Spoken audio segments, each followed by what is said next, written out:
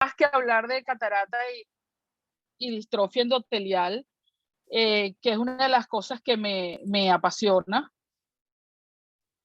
Y bueno, mi idea de manejar este tema, sobre todo porque hay residente, es la decisión de cuándo hago una extracción de catarata sola o combinada con una cirugía endotelial.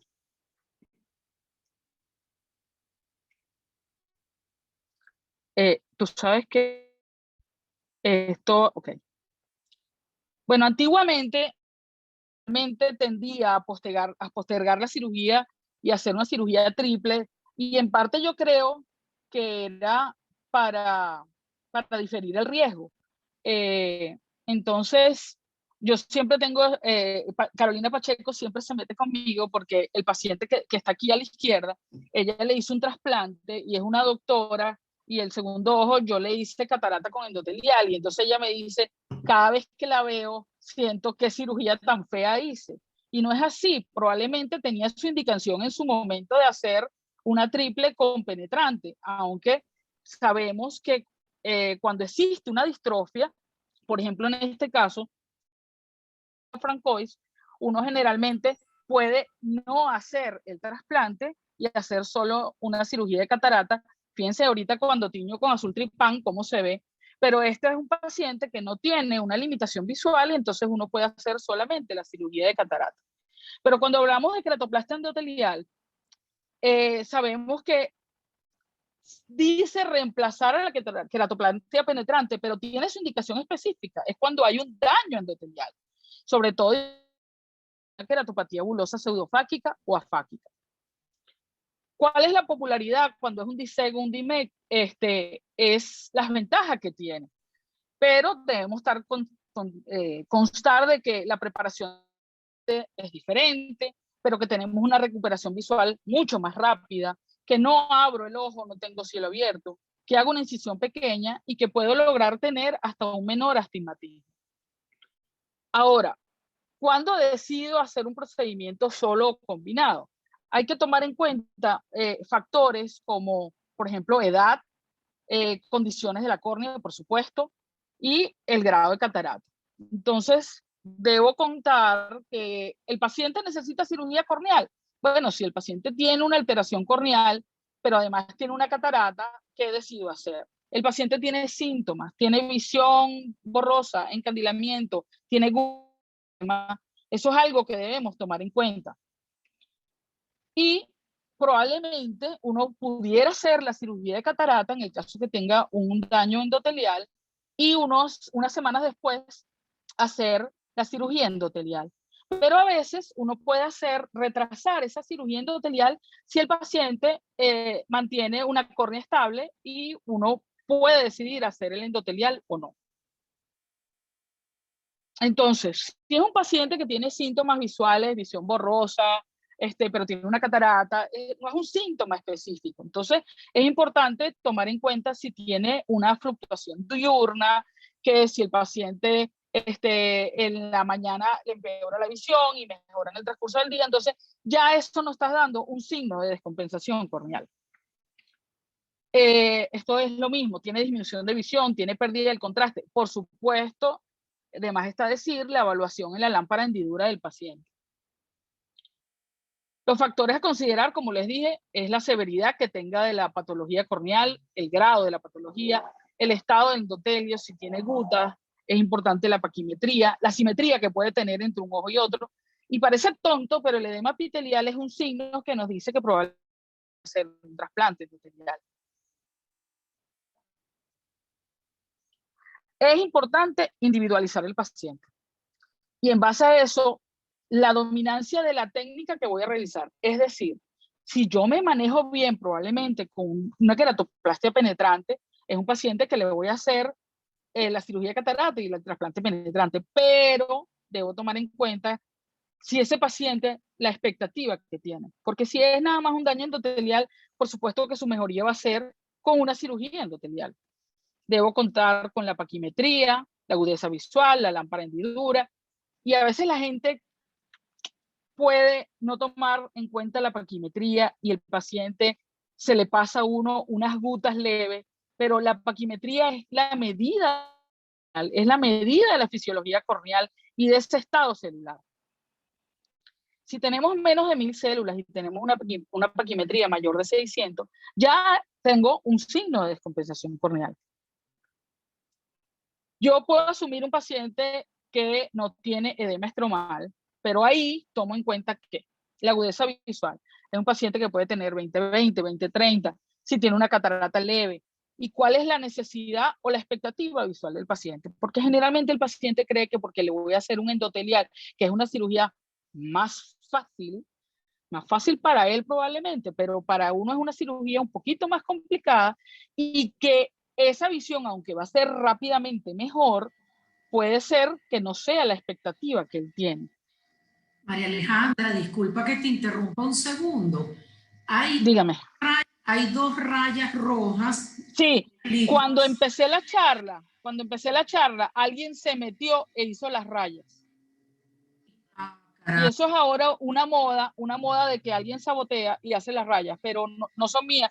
Las dejé ahí porque, pero cuando comencé, el que escribió IMOP con P hizo las rayas. Ah, caray. Entonces yo no tengo manera de borrarlo porque eso lo hizo alguien que se salió ya. Ok, bueno, sí, ¿Okay? Pero no estoy señalándola. Si señala algo, agarro el cursor y cualquier cosa se señala. Ok. Bueno, entonces uno puede decidir si es combinada o secuencial, si el paciente tiene una catarata incipiente. Y importante es la visualización del cirujano, porque puedo tener una córnea que no me ayuda y decidir hacerla combinada, o hago la cirugía de catarata y el endotelial unas 4 o 6 semanas después o hasta 8 semanas después. Y por supuesto la experiencia del cirujano. Entonces, un paciente que amerita cirugía corneal y que tiene una distrofia corneal severa, pero sin catarata, hay que tomar en cuenta algo. Hacerle la cirugía de cristalino. Yo les voy a mostrar posteriormente. Yo particularmente siempre hago las 2 cirugías simultáneas. Es decir, le hago la cirugía de cristalino más el endotelial. Porque uno puede hacer la cirugía corneal sola, pero después es un problema la catarata, si descompenso el endotelio que puse, o un paciente joven, o cámara estrecha, o cómo se me comporta la cirugía o la cámara anterior en el momento que le estoy haciendo solo el endotelio. Entonces va esto, el riesgo si daño el endotelio o si induzco catarata cuando hago la cirugía endotelial sola, o daño el endotelio cuando después le haga la catarata. Déjame ver que se congeló. Ok. Entonces, aquí vamos a algo importante. Si no existe edema epitelial, si no hay una visión borrosa matutina y una paquimetría probablemente menor de 640, como le dije, la paquimetría me da función celular y me da fisiología corneal, yo le hago una faco aislada. Pero eso sí, el procedimiento de catarata lo hago minimizando todo el daño que le puede hacer el endotelio. Y algo importante, le advierto al paciente, le advierto y posteriormente le vuelvo a advertir, porque ese es el paciente que vio primero a Google, a doctor Google, y después viene a mí. Y yo espero la evolución. Entonces, le puedo hacer solo la cirugía de catarata, y una de las cosas más importantes es cómo hago ese procedimiento. No lo retraso, no retraso el procedimiento de la catarata, y lo hago con el menor daño posible, haciendo faco. Y bueno, en un momento uno podía hacerle femtosegundo para eliminar un paso con la capsulorhexis y todo esto, pero en estos momentos lo más importante es que protejo el endotelio, lo hago endosacular con faco torsional, puedo hacer el ultra chopper, stop and chop, femtosegundo, todas las técnicas, o siempre me acuerdo como dice Juan Guillermo Ortega, o LQS, lo que salga, pero protegiendo el endotelio. Y por supuesto, varias veces en el viscoelástico frecuente, dispersivo, o puedo hacer la técnica el soft shell, que pongo viscoelástico, protejo, y dispersivo y cohesivo. Ahora, ya un paciente que no tiene edema epitelial, pero ya tiene un edema estromal y ya tiene un daño que interfiere la visión con su actividad diaria, ya yo voy a un procedimiento combinado. Por supuesto, hago la catarata y la endotelio. Cuando realizo la cirugía de catarata y después algo del endotelio, lo importante es que tengo una posición estable del lente. Yo ahora más adelante le voy a explicar cuál es el mejor lente que puedo colocar. Y la idea es que hay gente que prefiere hacer primero la catarata y después el endotelio, unas 4 o 5 semanas después, es porque tiene menos presión vítrea, el lente está en su saco. Importante, por supuesto, que no haya una ruptura capsular, y por supuesto que al haber menor presión vítrea, es más fácil la inserción del botón. ¿Por qué repito esta diapositiva? Porque, bueno, es importante la experiencia del cirujano. Entonces, siempre para iniciarse en un endotelial, uno tiene que ir con lo mejor posible. Yo he tenido experiencias que me mandan pacientes para hacerle solo endotelial, me dicen, no, eso está facilito, papita, eso solo es el endotelio. No, ese paciente es evaluación completa, porque ese paciente puede tener un glaucoma, puede tener una alteración en retina, puede tener algo, y para mí interviene un gentío antes de yo hacerle endotelial. No me meto, de entrada no me metía con pacientes que tuvieran tubos en cámara anterior, válvulas de Ahmed, generalmente mandaba poner la válvula posterior y después hacía el endotelial. Entonces, lo que le hablaba anteriormente con respecto a la edad, yo puedo tener un paciente joven que solo tiene un daño endotelial y no tiene el cristalino afectado, pero ahí me influye la profundidad de la cámara anterior. Y entonces yo voy a trabajar en un espacio pequeño que lo más seguro es que voy a lesionar el cristalino y voy a terminar haciéndole la catarata después. Esto probablemente, si yo tuviera la facilidad con un banco de ojos, que yo levanto el teléfono, pido una córnea y yo inmediatamente, probablemente me arriesgaría, pero yo prefiero irme con todas las medidas de seguridad y, como les dije anteriormente, yo lo hago en simultáneo. Probablemente este tipo de paciente sería mejor un DIMEC o incluso un PIDET que solo la DSM, la pre-DSM. Pero, les repito, el riesgo es, si solo hago el endotelial, lo más seguro es que le voy a inducir una catarata, porque el manejo de la cámara anterior, si es un hipermétrope y de repente es estrecha, voy a terminar dañando. Entonces, de verdad que cuando yo inicié con endotelial, todo el mundo, no había uno que no me dijera que fuera difícil, sino que eso era muy fácil. Eso no es verdad. La curva de aprendizaje es importante. Y entonces yo les dejo este video.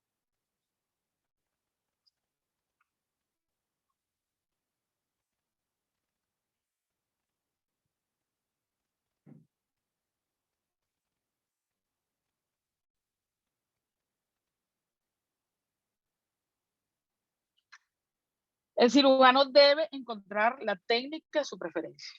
Entonces, como les dije antes, si probablemente va mejor con un penetrante, se va a manejar hasta que aprenda endotelial. Repito, yo lo hago en simultáneo, yo hago la cirugía de catarata y le hago en el mismo procedimiento el endotelial. Por logística, ya el banco de ojo me manda la córnea precortada, que es lo máximo, y yo retiro el endotelio e inserto el endotelio. Entonces, yo soy maniática con la doctora Baldó, que es mi ayudante favorita y que ya hace más córnea que yo, ya no hace retina, hace más córnea que yo. Se pone brava porque yo no le dejo cortar la córnea la corto yo, no, yo hago todo. Entonces, esos son pasos importantes haciendo un trasplante. Además, la satisfacción de cuando ustedes ven, por ejemplo, ese video de la izquierda, una persona con córnea descompensada, que a las 24 horas, esto es un video a las 24 horas, la burbuja, cómo está el endotelio, o sea, es espectacular. Hablando de la técnica, ha variado la técnica en el tiempo, sobre todo en la inserción del botón. Yo aprendí con el doctor Tauber Shakar en Missouri, y esta era la técnica más fácil, que además yo sigo, me encanta, es colocar un glide y deslizar la córnea a la cámara anterior, que es más fácil en el sentido de que yo no le hago trauma al botón. Generalmente con el inyector, uno lo mete por una incisión más pequeña, es verdad, pero yo haciendo una incisión escleral de unos 3-4 milímetros, puedo meter la córnea, y lo importante, como ven, es centrar la córnea. Fíjense que muy bonito así, pero la cirugía, el aire es el procedimiento más complicado en todo el momento de la cirugía. Colocar el aire puede ser 5 minutos, como puede ser 1 hora, para que el botón se quede centrado y quede la burbuja lo más, haciendo presión para pegar el endotelio contra la córnea, ¿no? Déjame pasar otro video. No. Ok. Fíjense, este paso es importantísimo. Cuando uno coloca el botón, inserta el botón, los puntos. Por ejemplo, aquí. Bueno, no, aquí ya está listo, pero es el aire. ¿Ven qué bonito entra el aire y cómo queda? Y yo espero por lo menos 1 hora después, porque una de las cosas importantes es que el paciente pueda hacer un bloqueo pupilar. Hay gente que no le gusta colocar tanto aire y espera, o cerrarla completamente al final de la cirugía. Pongo el botón y después vuelvo a dilatar para que no haga un bloqueo pupilar. Este es un paciente, por cierto, este paciente me lo mandó a mí hace tiempo David Martínez. Y este era un señor que cuando venía a la consulta a mí me daba miedo, porque siempre tenía la cara de bravo. Y fíjense la cirugía filtrante que tiene, una ampolla gigantesca y muy mala visión. Y bueno, los ingenieros 2 y 2 son 4, es impresionante. Bueno, entonces yo le hice un endotelial. ¿Y qué ocurre cuando tiene unas filtrantes tan grandes? Que cuando uno coloca el aire, ese aire fuga hacia la ampolla filtrante. Entonces, a veces es difícil porque no tienes una burbuja de aire que se mantenga completa en cámara anterior, y al día siguiente son pacientes que probablemente tienes que hacer un removal, ponerle aire otra vez para que la burbuja se mantenga, porque se escapa. Milagrosamente este señor al mes ya no venía bravo, venía con una cara espectacular. Este señor tiene 20/30 de visión con 1 de astigmatismo nada más. Esto es lo que le hablaba anteriormente. Es importantísimo la sutura en esta baldosa estresa cuando yo me pongo a colocarle agüita, porque nunca me ha ocurrido, gracias a Dios, pero el botón se les puede salir de cámara anterior. Entonces es importante un botón por lo menos de 8, no lo hago más grande, de manera que cuando ustedes tienen una herida abierta, el botón puede escaparse a través de la incisión. Siguen haciendo flechitas ahí, pero bueno. Y bueno, este es otro paciente que fíjense que ya tiene un daño corneal, que fíjense que le quité el epitelio, puesto que no se ve bien, pero centra la burbuja, el rodillito, eso nos sirve para centrar el botón. Yo le pongo un poquito de aire, centro nuevamente, y ahora al tener tú la burbuja abajo que te está protegiendo, colocas aire y ya queda centrada otra vez. ¿Cuáles son las perlas de catarata en una distrofia de Fuchs? Primero, hay quienes discuten de hacer desematorrexis o no. Yo siempre la hago. Yo quito la Descemet. Utilizo primero, cuando voy a hacer la catarata, bueno, la Sultripan, de manera que ya tengo teñido el endotelio. El tamaño de la capsulorrhexis prefiero hacerla un poquito menor que el lente, de manera que el lente me quede estable en el saco y cuando tengo presión posterior, el lente no se me viene hacia adelante. Cuando ya voy a hacer el endotelial, ¿no? Los pasos cruciales con respecto al tejido es manipular, por eso le dije, soy obsesiva compulsiva con la manipulación del tejido, que esa introducción en cámara anterior sea traumática para perder la menor cantidad de células, sobre todo cuando lo preparan el tejido, si lo van a meter en insertor que puede ser doblado o en tríptico, y cuando se mete en cámara anterior. Por supuesto que tengo que prevenir el daño de ese endotelio, que para mí sea una técnica de colocar en cámara anterior que sea fácil. Y bueno, debo prevenir complicaciones como que se me voltee el botón o que se me salga de la cámara anterior, que gracias a Dios nunca nos ha ocurrido. Con respecto a la escogencia del lente, yo no pongo multifocal en un paciente que le voy a hacer, pero después les explico otra cosa. Son pacientes que tienen contraindicada por aberración que le puede producir tanto la córnea como el lente. Entonces, yo prefiero colocar un monofocal. Como les dije, una óptica un poquito grande, aunque generalmente puedo poner, o sea, importante, que no tenga ruptura capsular, sino lo ideal sería esa, pero les dije, yo pongo mi óptico cuando pongo el lente y posteriormente vuelvo a dilatar al final de la cirugía para evitar un bloqueo pupilar. Como ustedes ven ahí estoy hematorrexia. Hay gente que decide no hacerla y pone el botón directo. Probablemente depende mucho de como a mí me la mandan precortada, dependo mucho a veces del botón que me manden. Generalmente me mandan un botón delgado con estroma y por eso hago un dissect, pero he tenido a veces que me han mandado botones muy, muy, muy delgados y parece que hicieron un DMEC. Entonces hay que tener cuidado porque son diferentes, sobre todo con el despliegue en cámara anterior. Como les dije, puedo escoger un esférico, un lente esférico para evitar la aberración esférica. Yo coloco como estoy colocando un tejido adicionado, además que le puedo producir una disminución de la sensibilidad, cuando hago un dissect, calculo el lente a -1 o -1.25, puesto que estoy adicionando un tejido y lo voy a hacer hipermétrope. En un DMEC, uno lo puede calcular el lente a -0.50 o a -1. Entonces, como les dije anteriormente, hago un botón de 8, 8.25 y cuando haces un botón muy grande, el problema es que si es un ojo pequeño o que te quede prácticamente en el ángulo,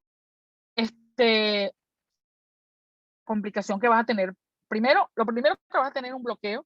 Yo no hago iridotomía ni pre ni en cirugía, entonces por eso es que prefiero un botón más pequeño para que sea menor el bloqueo pupilar. Con respecto a los lentes premium, ¿vale la pena poner un lente premium? Esto es una discusión que yo he tenido siempre con los cirujanos de alto volumen que prefieren poner un multifocal. Primero, ¿la córnea está clara? No, no tengo una córnea clara. ¿Voy a eliminar las aberraciones del paciente con esa córnea? No se la voy a eliminar. Va a funcionar. Y sobre todo el paciente, cuando tú al paciente le pones un multifocal, el paciente siente que va a ver hasta detrás de la pared. Particularmente creo que no es efectivo. ¿Qué se discute ahorita? Probablemente hacerle primero un dissect o un DMEC preferiblemente al paciente y después colocar, una vez estable esa córnea, calcular el lente y si puedes poner un multifocal, aunque ahora con los lentes visión extendida como el Enhance, yo creo que sería un lente mejor de poner que incluso un multifocal en un endotelial. Tengo esta paciente, por ejemplo, que esta paciente ya tenía resto bilateral y ok, me llegó con una córnea descompensada y le hice el endotelial porque no es una paciente que le iba a cambiar el lente para hacerle un endotelial y además si no le tenía que cambiar el lente del otro ojo. Entonces, bueno, la señora funcionó muy bien pero bueno, ya tiene un multifocal.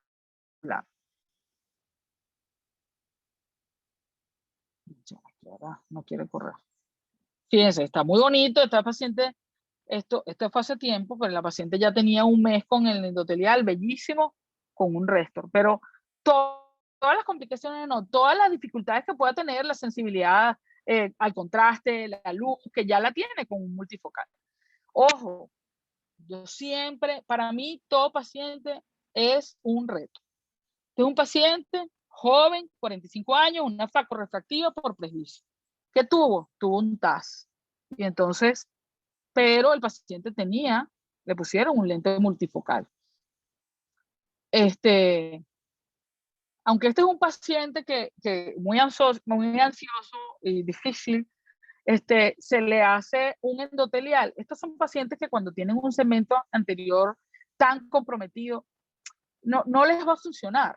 Entonces, son pacientes que se comportan, este es el paciente de las 24 horas, pero ya tiene una pupila midriática con un multifocal. Entonces, yo creo que, como les dije antes, hay que paciente. Fíjense, el paciente pre y el paciente bonito, pero es un paciente que en el tiempo cómo se va a comportar cuando ya tiene un segmento anterior comprometido. A diferencia de este paciente que, fíjense, tiene un edema con gutas y bueno, a las 24 horas está así de bello con su burbuja y todo, ¿no? Entonces, con respecto a la cirugía endotelial, por supuesto, tienes mejor predictibilidad que una cirugía penetrante, puesto que en el penetrante tienes la cantidad de puntos, aunque tú seas el mejor cirujano y induzca un astigmatismo final de una dioptría, con el cambio de los puntos siempre vas a tener un astigmatismo. Entonces, uno pudiera hacer, como les dije anteriormente, tratar primero el daño endotelial, le haces un DMEC, ver que está estable la córnea y le haces la cirugía de catarata y probablemente de ahí le puedes corregir con un tórico, pero tienes que ver queratometrías previas del paciente y si el paciente ya tenía un edema crónico va a ser un poquito más difícil. Entonces, esta es la discusión, como le dije anteriormente, probablemente le haría un DMEC y después le puedo colocar un lente, pero yo me iría más a un lente monofocal que tórico o multifocal, incluso multifocal tórico que lo he visto. Pero si no, como les dije anteriormente, hacer un DMEC primero y después espero y calculo el mejor lente. Pero yo siempre he sido partidaria de mejor colocarle un monofocal, puesto que la expectativa del paciente, ya solo por el hecho de ponerle multifocal, ya es una expectativa muy grande. Y entonces yo siempre les digo, mire, si yo le voy a poner un multifocal, este es un lente que es para toda la vida, yo no lo voy a sacar después. Entonces le explico todo lo malo y todo lo contraindicado del multifocal para que tenga la seguridad de que va a ir bien con lo que le estoy poniendo. Entonces, el mensaje a casa es, ¿cuándo es necesaria la cirugía corneal? Si el paciente solamente le puede hacer una catarata porque su córnea me puede aguantar una cirugía, pero depende mucho del cirujano. Depende de la técnica que decida el cirujano para poder tener un endotelio sano y que se mantenga en el tiempo. A esto va si la hago combinada o secuencial. La edad y la profundidad de la cámara anterior. La selección del lente es importantísima. La respuesta, como les dije, hipermetrópica, que calculo el lente a -1, -1.25. La capsulorhexis, que trato de hacerla un poquito más pequeña, de manera que el lente me quede en el saco, y el diámetro de la óptica del lente. Como les dije, cierro pupila, pero al final de la cirugía vuelvo a dilatar para evitar el bloqueo pupilar. Bueno, creo que eso es todo. Y ahora espero sean benevolentes con las preguntas. Benevolentes nada, aquí tengo una lista. Excelente, míos. Gracias, de verdad, verdad. Y de verdad, verdad también que tengo preguntas. No, vale, por favor. No son, Si no la sé, no la sé. Bueno, y claro, por relajados, son muy sencillas. Mira, fíjate, si tú haces primero el DIMEC y esperas para calcular el lente y luego hacer la FACO, ¿cuánto tiempo esperas? Yo muy poco lo he hecho. Yo prefiero, como te dije, hacerlo simultáneo. Ok, Porque, sobre todo, serían 8 semanas más o menos. Pero es que el problema, situación país, nosotros, es la obtención de la córnea, la venida de la córnea, cómo nos llega, cuándo nos llega. Entonces, yo de verdad prefiero planificarlo en simultáneo, hacer las dos en el mismo momento. Y he tenido buenos resultados. Generalmente el paciente me puede quedar -1, -1,50 y en el peor de los casos 1,25, 1,50 astigmatismo, que al retirar los puntos me mejora. Pero yo particularmente insisto, porque a mí me han llegado muchos pacientes que le han hecho eso, le han operado el endotelio, pero el paciente tiene una catarata y entonces no se siente feliz. Y entonces la ansiedad de qué lente le van a poner, yo prefiero de entrada planificarlo simultáneo. sí, pero digamos que es De buena verdad. práctica. Serían 8 semanas más o menos. Lo que Ok, pasa es que la estabilidad refractiva que vas a tener por ese botón, o sea, si tú colocas un DIMEC, por supuesto, como es un tejido menor, tú tienes una respuesta a las 2 semanas, ya no tienes edema, o sea, estás perfecta. Es más, con el DISEC, tú a la semana puedes no tener edema, pero todavía le fluctúa la refracción. Entonces yo generalmente en un DIMEC pudieran ser unas 3 semanas, pero sí le fluctúa visión fácil, 8 semanas. sí. ¿Y qué tanto influye? O sea, yo pienso que igual las medidas biométricas que tú haces, pues no se van a modificar, porque tú tomas la biometría de cara anterior, desde la cara anterior de la Claro. córnea, pues entonces tu eje axial y todo eso no se va a modificar. Entonces, digamos que por el factor cálculo de lente intraocular no se justifica Claro, el fíjate tiempo. tú, algo importantísimo, algo importantísimo. Yo soy de la idea de hacer, me vienen pacientes que son para un endotelial, pero van y se pierden. Y entonces me vienen y me dicen, al haber cicatriz en córnea, ya haber un edema importante con cicatriz, el beneficio del endotelial me cambia completamente. Entonces yo prefiero de entrada, cuando me vienen leves, ya hacerle todo el cálculo de la biometría y todo, porque yo sé que ahorita más en estos momentos el paciente se pierde mucho más por el motivo de la córnea, ¿no? Okay. Y después que recorre toda Caracas, ya viene con una córnea muy descompensada, entonces ahí tú entras en la disyuntiva de que le hago endotelial o me voy a un penetrante. Entonces, claro, siempre es mejor, según el caso, no abrir a cielo abierto que hacerle a cámara cerrada. Entonces, pero te puede llevar la sorpresa que si la córnea está muy descompensada y no tienes visualización, entonces estás haciendo una cirugía de cataratas ciegas y oye, listo a padecer, ¿no? Sí, mira, y en cuanto a tengo una pregunta en cuanto a la técnica quirúrgica. Yo veo que tú haces el trasplante por tu heridita escleral, más bien es que pasa. Sí. Ajá, pero ¿y la FACO? Luego te metes No, o no, te lo que vas, pasa es que yo la faco la hago corneal. por eso O, tú haces, o, o, haces las heridas corneales y luego te vas.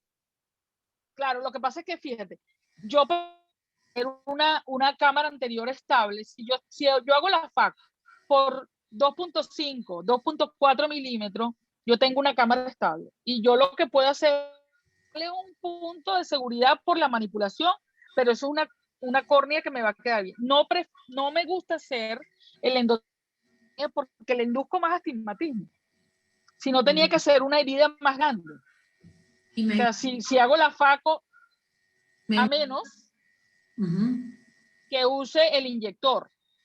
Pero el problema del inyector que tenemos en estos momentos es que el inyector es, bueno, un solo uso, que tú lo puedes reusar, pero yo no me doy el lujo de dañar una córnea porque no la puedo traer inmediatamente. Entonces yo prefiero hacer faco corneal y la incisión para el endotelio escleral. Y entonces te vas bien pegadita al limbo, o sea, no te vas tan a córnea clara, pues. Claro, exacto, no me voy a córnea clara. Claro. Sí, Además, acuérdate que, también puedo hacer la faco por la esclera y no le hago la corneal. claro, esa es la pregunta. Entonces, puedo hacer, también Okay. la puedo hacer, o sea, fíjate, yo inicialmente hacía, yo aprendí, profesor, a hacerlo temporal y después dije, ¿por qué hacerlo temporal? Creo que la que hice temporal fue porque, como ves, no lo puedo hacer hora 12, puesto que tiene una ampolla muy grande y por ahí no podía entrar. Pero generalmente la hago hora 12. Entonces, perfectamente puedo hacer una facovía escleral y no le hago la corneal. Entonces, creo que en el tiempo he ido variando, Claro. y hago escleral y puedo hacer la faco escleral. Okay. Pero lo que hago, cuando hago faco escleral, la hago la incisión pequeña. No la amplío. La amplío después cuando voy a meter el botón para tener una cámara más estable. Claro, Entonces, claro. primero lo hago por incisión pequeña, capsulorex incisión, por la incisión pequeña, aunque sea escleral, y después la amplío para meter el botón.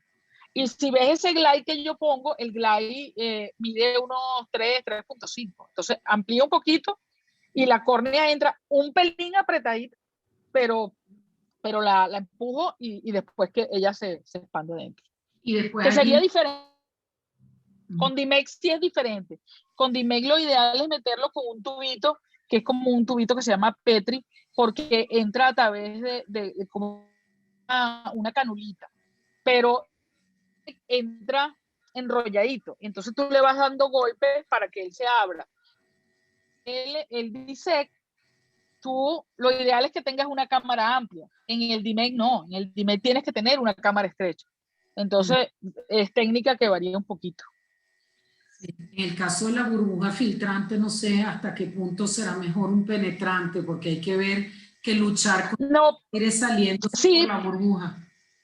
pero fíjate tú, si es un paciente que tiene aquella ampolla filtrante, que probablemente tiene un caballo, es mejor hacerlo a cámara cerrada que abrirle el ojo porque me puede perder campo visual. Entonces, Claro. yo sé que va a ser trabajoso para mí. Y yo de entrada ya le advierto que seguro al día siguiente le voy a poner aire otra vez. Y le digo, mire, lo más seguro es que yo tengo, yo la verdad que he tenido, a lo mejor, bueno, les he hecho un cuento. Yo tuve la única dislocación de botón que tuve fue una doctora oftalmóloga. Y resulta que yo le explico todo, le digo, mire, puede ser que haya que ponerle aire nuevamente. Me habían invitado para una grabación con un dron en Cumaná. Y yo, chévere, la operé, la vi al día siguiente, perfecto, no sé qué más, me voy. En el camino, que por supuesto no había señal, todo eso que más, me llama María Belisa y me dice, te cuento que la doctora, el botón está dislocado. Entonces yo le digo, bueno, María Belisa, pero tú eres en el mundo en tú eres retinólogo. Entonces María Belisa repuso el botón y chévere, todo bien, pero estaba intensa, pero gracias a Dios todo bien. Pero yo le advierto, aunque sea sencillo y que yo piense que va a ser fácil, yo a todos le advierto que hay la posibilidad de colocarle aire a las 24 horas.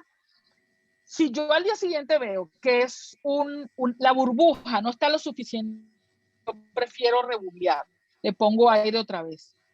Porque mantener un edema porque no tiene la presión suficiente el botón para mantenerse pegado. No he tenido la necesidad de ponerle SF6, pero sí se describe para que le pongas SF6 para que dure más tiempo el aire en cámara anterior. Perfecto. Pero la única fue la médico. Bueno, así nos pasa. Sí. Bueno, le paso la palabra al doctor Perazo. ¿Tienes algún comentario? Ya va, que te tengo que... Aquí estoy. Ok. Aquí estoy. Bueno, no, está bastante completo. Yo tengo poca experiencia Es más, yo estoy aprendiendo aquí. Lo que voy a hacerte una pregunta, María Alejandra. ¿Ha tenido algún caso que se te ha invertido el Gracias a Dios, botón? no. ¿O lo Gracias marcas a, para...? no, fíjate, en el video no se ve, pero el banco de ojo me lo manda marcado. Ah, ok. Él le pone una S o le pone un 5 y entonces lo manda marcado, pero gracias a Dios nunca se me ha invertido. La única complicación que tuve una vez es que cuando yo lo trepano, pero él viene el botón con el pegado al casco, pues al casquete. Entonces, Sí. cuando lo fui a separar, no lo conseguía. No lo conseguía. Entonces me dio el pasmo del siglo y resulta que estaba todavía pegado en el potecito. Entonces, no se había separado completo y estaba pegado, pero nunca se me ha salido. Sí, tienes que tener cuidado cuando te lo cortas muy delgado, porque cuando manipulas, yo inicialmente incluso ponía este mantenedor de cámara, pero ya después con el tiempo vi que no me era cómodo, porque incluso el mantenedor de cámara mantenía un líquido que te lo podía sacar el botón. Entonces, no, gracias a Dios no se me ha salido nunca, pero él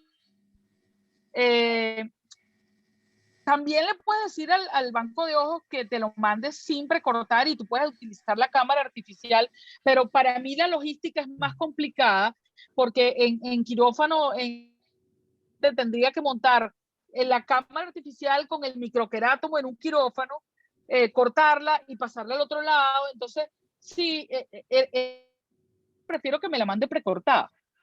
Claro. Pero sí viene marcada, viene marcada. Claro. ¿Has usado el embudo este del bucín?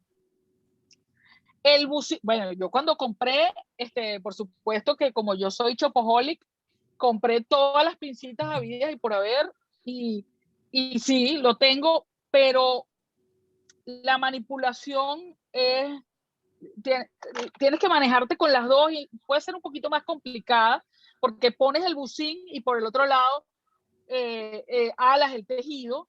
Entonces, sí, es más o menos lo mismo, pero para mí, colocándola con el glide, la verdad que es lo más fácil de este mundo, aunque critico que no se puede decir que es una cirugía fácil, ¿no?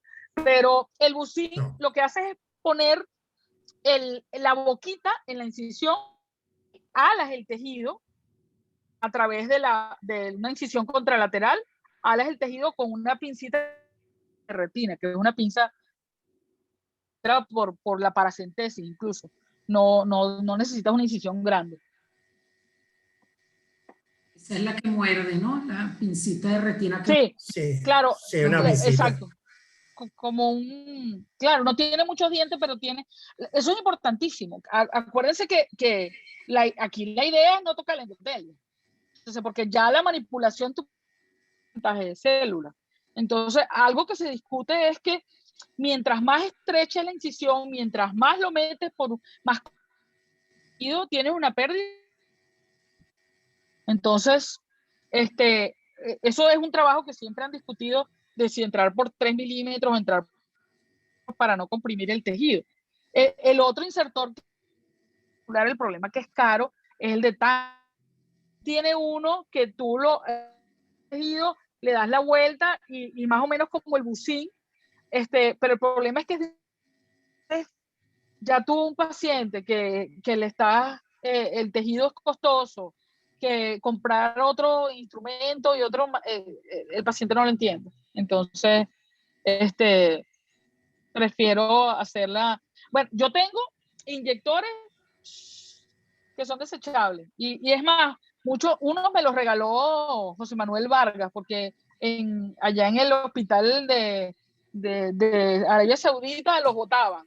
Entonces él me los regaló, pero nada más montar el tejido y tener el estrés de que se te quede metido, o sea, la seguridad no tiene precio. O sea, que tú estés tranquilo, prefiero por una incisión mayor.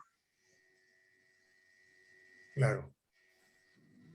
Claro, es muy, muy importante. Yo creo que es muy importante primero la evaluación de del paciente para ver si necesita realmente un trasplante endotelial en una cirugía de catarata. Evaluarla bien y claro está que ante esa distrofia endotelial, ver si ese endotelio, si vale la pena hacerle un trasplante o no. Que es lo que estaba haciendo Sí, claro, María Alejandra, claro. que si tiene síntomas previos y ya está la córnea prácticamente descompensada, que se comprueba, pero puede ser por un edema subepitelial o por una plaquimetría grande, elevada, o porque tiene variación en la fluctuación de la agudeza visual, y el paciente con toda seguridad, con mayor seguridad después de la cirugía, por muy limpia que sea, o muy poco traumática, ese paciente va a tener una descompensación Fíjate, corneal. yo tengo muchos pacientes que a pesar de que tiene lateral, le hago catarata con endotelio 1 y el otro le digo, mire, yo le voy a dar el chance porque no es tan grande Sí, su problema corneal. Entonces, eso sí, le advierto, mire, yo le voy a hacer la cirugía, le calculo el lente un poquito miope, menos 0,50, 0,75, por la probabilidad que le vaya a hacer un endotelial después. Y eso se han comportado bien y no han necesitado el endotelio. Pero ahí es importantísimo tu manejo. O sea, tienes que estar pendiente de hacer la cirugía endoscapular, viscoelástico, no seas miserable con el viscoelástico, proteger mucho el endotelio y le das el chance sin necesidad de llevarlo. Estoy casi segura que ninguno después le echa un endotelial. sí, y de todas maneras hay factores que varían, que uno también es la destreza del cirujano cuando se habla de cataratas Claro, leves o moderadas, pero si ya tú tienes una catarata muy dura y una distrofia endotelial, tú puedes pensar hasta en hacer una extracapsular. ¿Ves? obvio, claro. Y una extracapsular bien hecha, con poco trauma, ahí es mucho mejor que una faco muy traumática, ¿no? Inclusive con la Sí, extracapsular bien hecha, puedes llegar a tener una córnea transparente en el postoperatorio. completamente y no Entonces, hacerle endotelial. y entonces no se le endotelial o es después que le hacen, ¿no? Si Sí. llegase a descompensar. Entonces, cada caso es muy, pero muy particular. Con respecto al multifocal, yo pienso igual que tú. Ahí lo que se está pensando en otra cosa, es en la seguridad de que vamos a tener medios transparentes. O sea, que Ah, vamos a tener una córnea transparente y que esa cirugía de la córnea no va a causar una catarata, que tengamos que hacer una cirugía de catarata con un paciente con un trasplante endotelial porque queremos ser lo menos traumático posible. Entonces, ya pensando que queremos restablecer la transparencia de los medios, me parece a mí muy jalado por los pelos que uno esté pensando en un multifocal. sí. Entonces, ahí Yo, quizá en el futuro, ya cuando sea más predecible la cirugía, uno podría pensar en esto, pero el multifocal, ya ustedes saben lo que pienso de él, que disminuye la fíjate, calidad pero de es que visión. a mí me ha pasado mucho y tú le explicas todo esto y de repente decide irse Claro, fuera y se va para el exterior, se va a Estados Unidos y entonces llegan y le hicieron un endotelial, pero no lo mismo que usted, pero me dijeron que me podían poner un multifocal y ahí usted se lo puso. No, bueno, entonces vamos a estar claros, o sea, yo de entrada en el más allá probablemente pudiera pensar en ponerle un sí, Enhance que le dé, que es sigue siendo un monofocal, no recibo ningún beneficio ni Johnson ni mucho menos, pero me parece que es un lente que le puede dar un beneficio, pero ya tú tienes que saber cómo te manejas tú con tu técnica quirúrgica, porque si tú sabes que le vas a inducir mucho astigmatismo al paciente, no te metas en camisas de 11 varas, métete claro, con un lente monofocal que va seguro sin necesidad de enredarte la vida. claro. Pues está jugando con las expectativas del paciente. Sí. Muy bien. No hay más preguntas. Mira, una pregunta, María Landa. Dime. ¿Tú abordas para hacer el trasplante endotelial por el lado temporal o por el lado, por la No, hora 2? yo inicialmente, te soy sincera, aprendí con mi profesor temporal, pero con el tiempo para mí es incomodísimo porque las camillas de la clínica te pega la pierna y estoy incómodo. Entonces, de verdad que si lo hago temporal es porque no tiene la condición como ese paciente con la filtrante de entrar hora 12. Pero yo hago hora 12, es lo más cómodo. Claro. Sí. Los videos que lo hacen hora 12 y después le dejan 3 punticos, 4 punticos. Siempre, sí, porque acuérdate que al hacer la incisión escleral y es una incisión más o menos de 4 milímetros, pero esos punticos se los quito al mes. Bueno, y generalmente esos puntos me pueden inducir cuando mucho. No, claro, pero hay unos que de repente solo tiene uno de astigmatismo y el paciente está como tú, ve de cerca. Entonces le dejo el uno de astigmatismo y está feliz. Bueno, para muestra un botón, ese señor de la filtrante. Él está 20-30 y tiene uno de astigmatismo y su visión intermedia está bien. Entonces, bueno, mundial. Claro. Si el punto no le está induciendo mucho astigmatismo y no está roto ni no se complica, no se lo toco. Claro, esos son pacientes además que vienen de muy mala visión.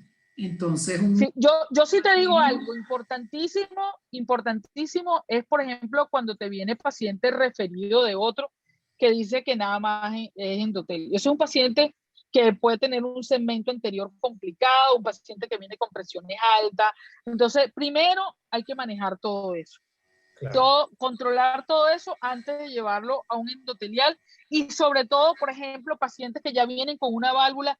No soy partidaria de tubo en cámara anterior si le voy a hacer un endotelial, porque si no, o el tubo tiene que estar muy pequeñito, pero yo soy de la que el tubo en cámara anterior es un cuerpo extraño y me va a descompensar la córnea tarde o temprano. Entonces, yo a esos pacientes prefiero que se le haga vitrectomía, se pase el tubo a par plana y después le hago un endotelial. Está bien, ese es el caso de las válvulas. Bueno, yo creo que estamos listos, señorita, ya tenemos... Ay, están pichirre pregunta, ¿vale? Oye, están pichirre. Bueno, el público, ya la doctora Baldó, lo que pasa es que la doctora Baldó se lo sabe todo, pero no pregunta. No pregunta porque todo lo sabe. No, claro, ella se lo sabe porque es mi ayudante. Yo he sufrido con ella todas esas cosas. No, a mí lo que iba a hacer énfasis ahí, o que, no sé, el manejo de la presión intraocular en el postoperatorio de esos pacientes, ¿cómo lo lleva? Bueno, es lo que le dije antes. Si ese paciente yo prefiero que ese paciente sea manejado con válvula o con una filtrante. Es más, yo soy quisquillosa y torturo al especialista de glaucoma para que me maneje esa parte. Porque después es un paciente que si yo le hice un endotelial y la córnea se empieza a descompensar, el paciente no sale con gotitas. Esa córnea se me va a ir a peor. Entonces ya ahí o hay que hacer una filtrante temprana o iría uno a la válvula. Pero soy partidaria de que si ya con una gota se me empieza a descompensar porque no fue manejado previamente bien, no, hay que hacerle una filtrante para no ser tan drástico, pero es importante porque además una de las cosas que la gente debe recordar, que cuando tú ves a ese paciente, al tener un tejido adicionado, ya tú tienes una córnea más gruesa. Sí. Entonces ya el valor de la presión está modificado porque tú tienes una córnea más gruesa. Tú tienes una córnea que el paciente tiene 400, 500 micras y encima le estás adicionando 200. Entonces, ya es un paciente que tiene 700 micras por ahí. Entonces, ¿cuánto es la presión real? Verdaderamente, bueno, uno lo puede medir con ablación y tonopen, pero es un paciente que si ya tiene más de 18 o 20, ya estoy pensando que lo tengo que manejar con presiones altas. Exacto. Ok, eso es. Ah, o sea, ¿tú prefieres que el glaucoma esté controlado quirúrgicamente, por supuesto. Probablemente, pero ese es el que tienes que manejar previo, porque ese es un paciente Claro, que claro. ya venía, fíjate, yo tengo una paciente y tuvo un TAS y nadie le dijo que tuvo un TAS y viene con la córnea descompensada. Entonces, esa paciente yo le digo, bueno, mire, sí, hay que hacerle un endotelial, pero se la manda el de glaucoma, no, con gotica se maneja, bueno, para hacerte el cuento largo o corto, le hice el endotelial y ese endotelial se me descompensó porque le tuve que decir, hazle una filtrante o vamos a ponerle una válvula, porque ese ya tenía un segmento anterior alterado por el mismo TAS. Entonces su filtración en el del humor acuoso no era real. Entonces ahí es importante el full. Bueno, y también después de un TAS tienes que esperar antes de decidir. Claro, pero no, la paciente tenía tiempo con un TAS, pero nadie le dijo que era un TAS. O sea, yo asumí que era un TAS, pero O sea, porque era una córnea que se... el TAS fue la causa de la descompensación corneal y, Claro. el daño de la malla triangular. Claro, porque el otro ojo está perfecto, su córnea está bien, no tiene ninguna distrofia, entonces, pero son pacientes que de verdad la evaluación previa y más cuando te llega, fíjate, yo tuve una paciente que me refirieron para un endotelial y yo buscando las mil y una, la paciente tenía una ruptura capsular y tenía vitrio en cámara anterior, entonces su descompensación no era tanto porque no, porque tenía vitrio en cámara anterior. Entonces, eso son cosas que tienes que manejar previo a hacerle el endotelial. Porque le hago el endotelial y se sigue descompensando si yo no vi que ese vitrio estaba ahí descompensando en la córnea. Entonces, el manejo, bueno, como todo paciente lo tienes que evaluar completo. Eso es una tontería de decir, evaluación completa en la lámpara de hendidura y no sé qué más. No, o sea, vamos a estar claros. Uno le tiene que buscar el por qué, más si es un paciente. Tú puedes sospechar una distrofia de Fuchs, pero el otro ojo está como que sin nada. Entonces, tienes que ver verdaderamente cuál es la causa principal que le descompense esa córnea. Así es. Bueno, llegamos al... Los fellows no preguntaron nada, los fellows se saben todo. Sí, Tan calladito.